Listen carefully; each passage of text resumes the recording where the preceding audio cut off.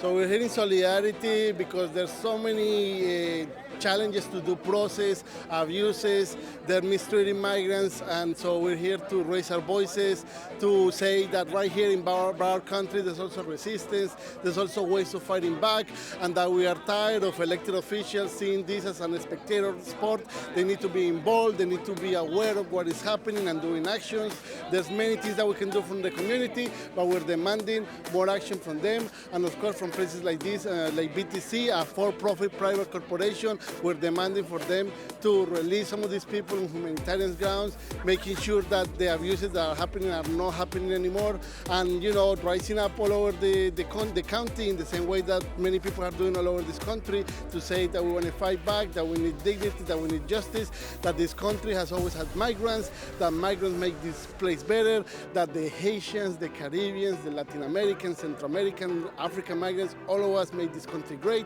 because this country is great not because of where we are born, but for what we choose to do for each other. So thank you for making it out. We're here in South Florida, and thank you. Okay, and would you be able to say anything for Ok, sí.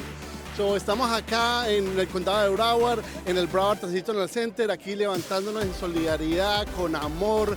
por la justicia y por la dignidad que nos merecemos. Sabemos que este país siempre ha sido parte, ha tenido migrantes, siempre ha tenido gente del Caribe, haitianos, latinoamericanos, centroamericanos, inmigrantes de África, de todo este mundo, y siempre han sido parte vibrante de este país, y es lo que hace que este país sea grandioso. Sabemos que esperamos que muchos de nuestros líderes electos dejen de ver esto como un deporte de espectadores y se involucren para que actúen, porque hay mucho que lo que pueden hacer. Nosotros desde sociedad civil estamos haciendo nuestra parte y estamos demandando que líderes electos hagan lo mismo. Estamos acá por los cubanos, por los colombianos, venezolanos, por tantas personas que están sufriendo bajo cárceles como estas, cárceles privadas que lucran al llenar cuartos y camas de personas indocumentadas que simplemente no tienen papeles, pero que no tienen récord. Entonces estamos acá de nuevo levantando nuestras voces, porque la grandeza de este país no viene de donde uno nace, sino de lo que uno escoge hacer por los otros, y estamos acá con rezando con nuestras acciones para la justicia y la dignidad de nuestras comunidades migrantes.